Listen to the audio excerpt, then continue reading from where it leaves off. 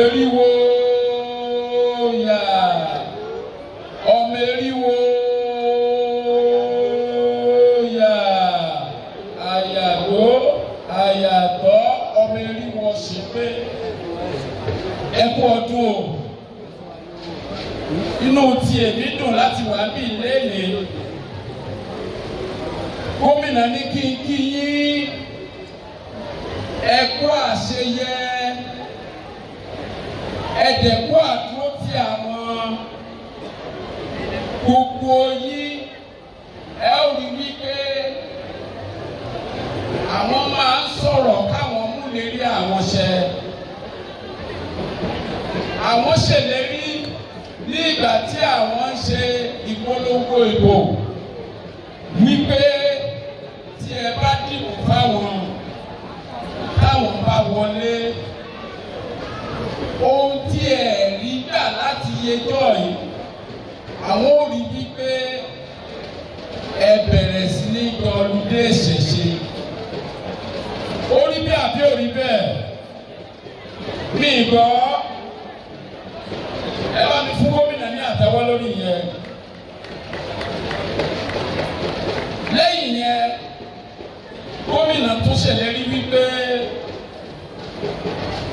gbogbo ìgbà tí a bá ti ń ṣe ètò ìjọba tí àwọn ẹlẹ́sìn Kristi tí wọ́n bá ti ṣe tiwọn tí mùsùlùmí náà bá ti ṣe tiwọn àwọn oníṣẹ̀ṣe wọ́n gbọ́dọ̀ máa ṣe tó jẹ́ pé àdúrà mẹ́ta òní á máa gbà láti gbà yẹn dẹ̀ ní àwọn olórí wa ní ìṣẹ̀ṣe òní wọ́n ti ń ṣe iṣẹ́ yẹn ẹ bá mi fún gómìnà látẹ̀wọ́ lẹ́ẹ̀kan sí i.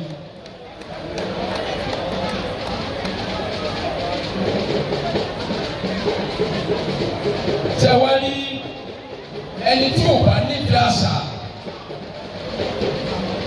kò ní lè gbé àṣà lárugẹ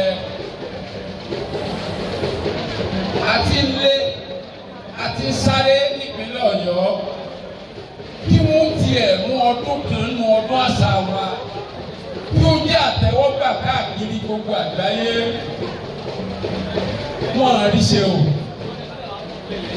Ṣùgbọ́n gbà tí òrìṣà ṣèyí fún wa nípínlẹ̀ Ọ̀yọ́ àti omi Mákindé tí ó dé ìjọba ó fi gbogbo ètò sílẹ̀ láti rí wípé aláwa náà gbọ́dọ̀ ní ọdún àṣà ìṣẹ̀ǹbáyé tí ó jẹ́ àtẹ́wọ́gbà kiri gbogbo àgbáyé. Àwa bẹ̀rẹ̀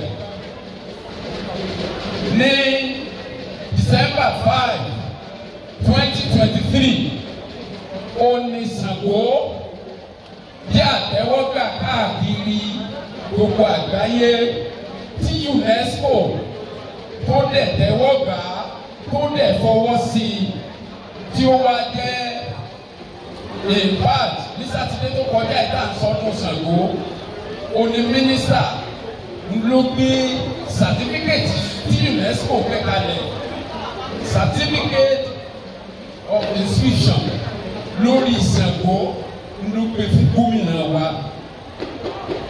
Ìjẹ́ ti gbọ́ ẹni pẹ́kẹ́ ìjẹ́ ti gbọ́ ìjẹ́ ti gbọ́ ṣe é mọ̀ wípé kò sí ọdún àṣà kankan tí UNESCO tó fọwọ́ sí.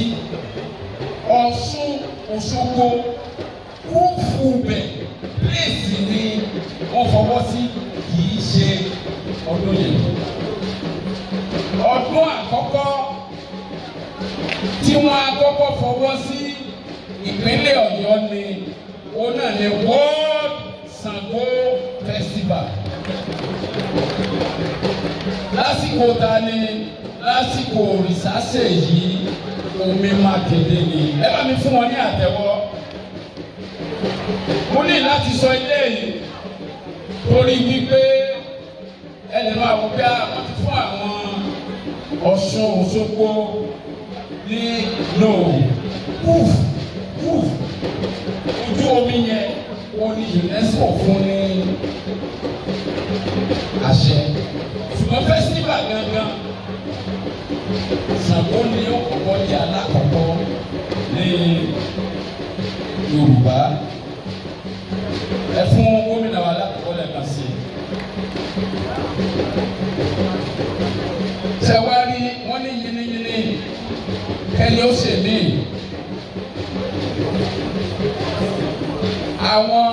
Àwọn aṣojú wa, àwọn olórí wa, wọ́n ṣe ìwúrí tó pọ̀ fún wa lénìí láti mọyì tí gómìnà Òrìṣàṣèyí Mákindé ṣe fún wọn wípé gómìnà wa ó dúró gbẹ̀n gẹ́gẹ́ bí ẹ̀yin náà ṣe dúró gbẹ̀ngbẹ̀n lẹ́yìn wọn. Ìdí nìyẹn tó fi jẹ́ wípé ẹ rí i pé gbàtẹ́ ṣe ní 2023 August 2023 wọ́n sọ wípé ní agbára Ọlọ́run, ní agbára àwọn òrìṣà wa, ẹni tàbí máa ṣe inú stadium láti ṣe adẹ̀bẹ̀rẹ̀ lọ́dún tó kọjá. Bẹ́ẹ̀ ni àbí bẹ́ẹ̀ kọ́? Mi gbọ́.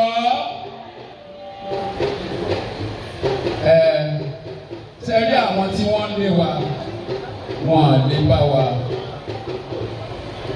Kí ni mo wí? Wọ́n lé wa, wọ́n lè bá wa.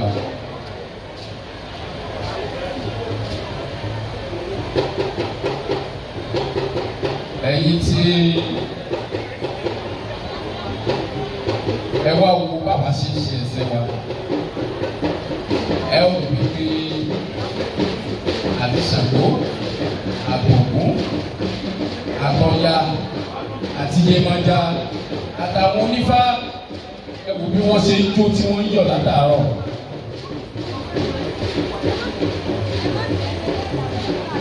Ẹ̀rẹ́sìn wa bí ẹ̀rẹ́sìn wa bí ẹ̀yin tẹ̀sẹ̀sìn yín lákan bàkan ẹ̀rẹ́sìn wa bí mi gbọ́ ẹ̀rẹ́sìn wa bí ẹ̀yin tẹ̀sẹ̀sìn yín lákan bàkan ẹ̀rẹ́sìn wa bí. Nínú wa dùn láti wà bí ẹ̀ẹ́dẹ̀rí wípé àtọmọ kékeré àtàgbàlagbà òní mo túyáyá jáde lélẹ̀. Mo rọ̀ yín lọ́dún tó kọjá, mo ní mo fẹ́ gbogbo àwọn ọmọ kéékèèké. Òòṣà tá a bá ṣe tá a bá fojú ọmọ mọ̀, òòṣà yẹn ó padà parun. Ṣùgbọ́n lénìí ẹ ti fi hàn wípé ẹ fi àwọn ọmọ kéékèèké wálẹ̀ ní agbára Ọlọ́run. Ọwọ́ máa lọ sókè ní kò ní lọ sílẹ̀ o. Màá wá rọ̀ yín, ẹ jọ̀ọ́ ẹ tún máa bá mi fọwọ́sowọ́pọ̀ pẹ̀lú gómìnà wa. Wọ́n ti wúre kílódé àjẹ́ kí wọ́n sọ̀rí. Mi gbọ́ gbogbo ìgbà tẹ́ ẹ bá ti ń ṣe ìsìn ẹ máa bá wa ṣe nínú ìwúre yín, ẹ bá wa rántí ìpínlẹ̀ Ọ̀yọ́, ẹ máa bá wa rántí gómìnà wa, nítorí tí ìlú bá tò, tí ìpínlẹ̀ bá tò, ó ní àwa náà fi gbé ìgbé àlàáfíà. Lẹ́ẹ̀kan sí i, a kí yín gbogbo àwọn òyìnbó wa tí wọ́n wá, a kí wọn. Ẹ ó dẹ̀rí wípé ní àárọ̀ ojú ọjọ́ bẹ́ẹ̀ ṣe bákan. Mo wá ẹnìkan wá pè mí, ó ní báwo ni olóòlè máa rọ́pò mi. Ṣùgbọ́n àwa fẹ́ fi mọ̀ pé àwa alálẹ̀ ò ní padà lẹ́yìn àwa. Alálẹ̀ ò ní padà lẹ́yìn wa. òun náà bí ó ràn mí gbọ́ ó wá yẹ wá bí ó yẹ wá. Mo dúpẹ́ gbogbo ẹ̀yin òṣìṣẹ́ iléeṣẹ́ àṣà àti ìrìn àjò afẹ́ láti ibi tó ti bẹ̀rẹ̀ àti ibi tí ó dé. Mo mọ yìí o, mo mọ yìí o. Mo lè dúpẹ́ lọ́wọ́ yín fún ìfọwọ́sowọ́pọ̀ tẹ́lẹ̀ pẹ̀lú mi. Ọlọ́run ò ní fi wá lójú ti ra wa o. Lókè lókè náà máa lọ. Ẹ rí wípé a bẹ̀rẹ̀ mínísírì yìí láti òfo tí ò sẹ́ni tó mọ̀ rárá. Ṣùgbọ́n lẹ́nìí gbogbo ayé wọ́n ti mọ Ministry of Culture and Tourism. Mo dúpẹ́ lọ́wọ́ yín lẹ́ẹ̀kan sí ẹ̀yin bàbá wa, ẹ̀yin olórí oníṣẹ̀ṣe. Mo wá fi dá yín lójú ẹ bá pè mí lẹ́ẹ̀kan màá máa jẹ́ nígbà. Ẹ ó rí wípé mi ìfìgbà kan fi yín sílẹ̀. Kò síbi tí wọ́n ti ń ṣe ọdún ìṣẹ̀ṣe tí wọ́n pè mí síbẹ̀ ní rí mi bẹ̀. Ọdún Ṣàngó tó lọ àtijọ́ Wednesday ni mo ti wà lọ́yọ̀ọ́. Àtìgbà tá a tó parí ẹ̀ Saturday ni mo tó kúrò bẹ̀. Tòtẹ́yìn náà bá ti fẹ́ sọdún yín ẹ pè wá. A lè má lè fún yín lówó ṣùgbọ́n àfọwọ́lọ́ àbíká yín ṣe. Ẹ ṣe gan ni o, ó mọ lóore o. Ẹ̀làbọ̀rú, ẹ̀làbọ̀yè, ẹ̀làbọ̀ ṣiṣẹ́ kó lè kí àwọn àlejò wa náà Chief Mrs. Tomiwa àti